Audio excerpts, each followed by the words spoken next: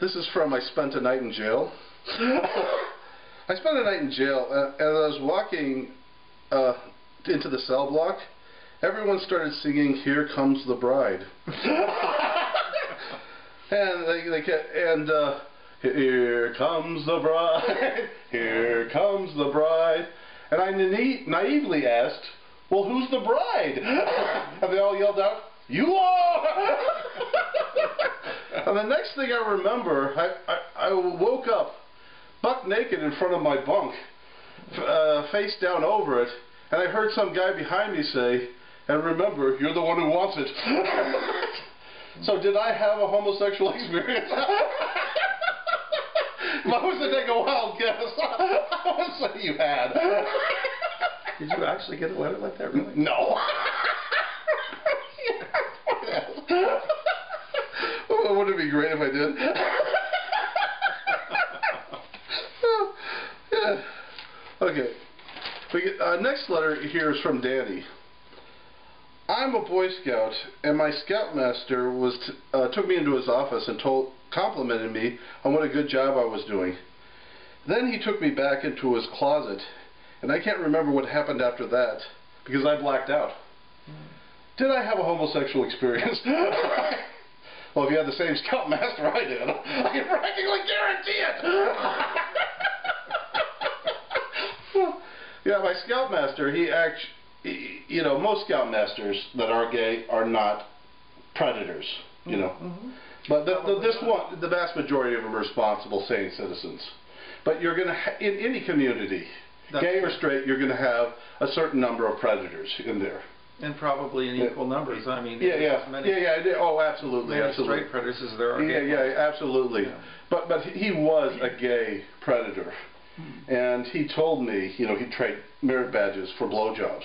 What, really? Oh yeah, and I told him I'm not going to West Point. You can't make me do it. I threatened to go to the police, and he said because I had a criminal background they wouldn't believe me. No. But they actually would have, but I didn't realize that at the time because I was a kid. But yeah, but I regret to this day not going to the cops on that, because I really should have done that. He was trading blowjobs for merit badges. These guys got their Eagle Scout, and they all went to West Point.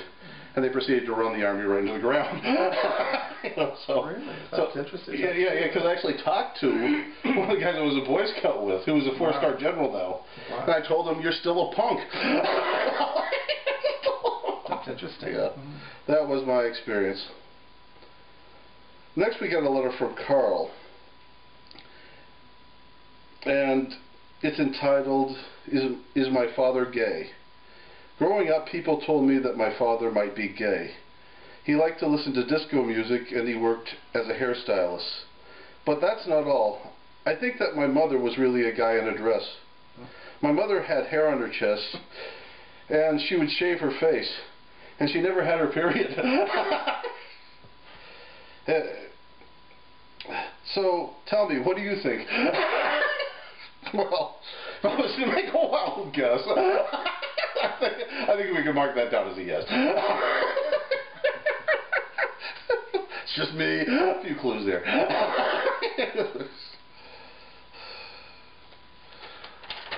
Oh, and his father's favorite movie was Brokeback Mountain. Which is actually one of my favorites. Yeah. Kind of sad, though, actually. Oh, it's a very sad story, but it makes the point how prejudice ruins lives. Oh, yeah.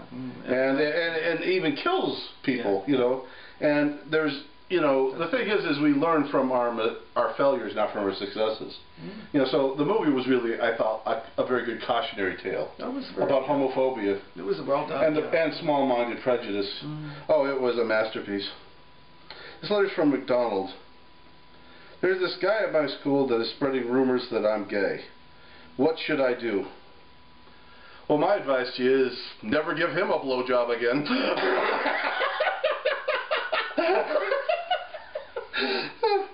This is my opinion.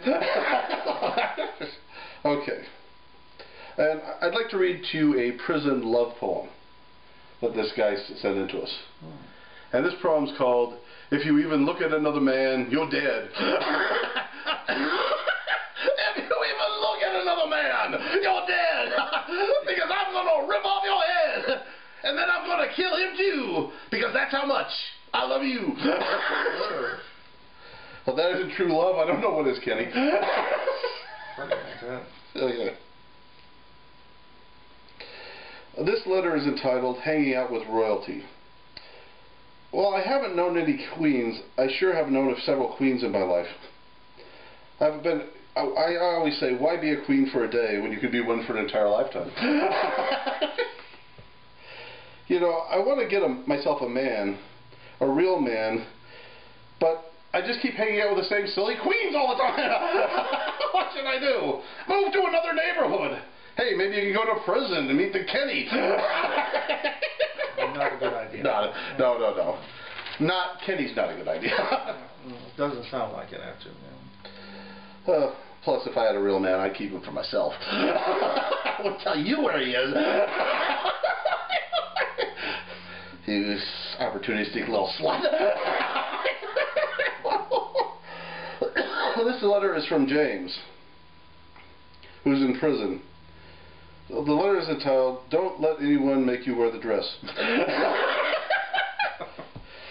He said that his cellmate wants him to wear a dress like a woman.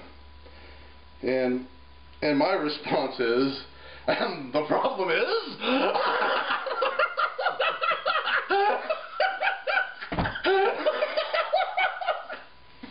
Let him make you wear the dress. What's the big deal?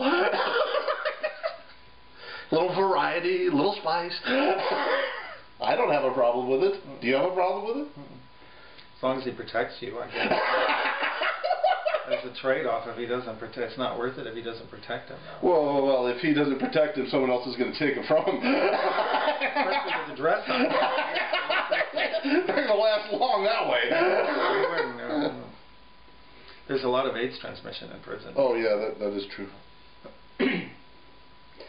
You know, when I was a child, I thought as a child, I spoke as a child, I acted as a child. But when I became a man, I put away childish things, and I put on the dress! Okay, that's our show. Any last thoughts? I'm speechless. Thank you for being a good sport, Jimmy.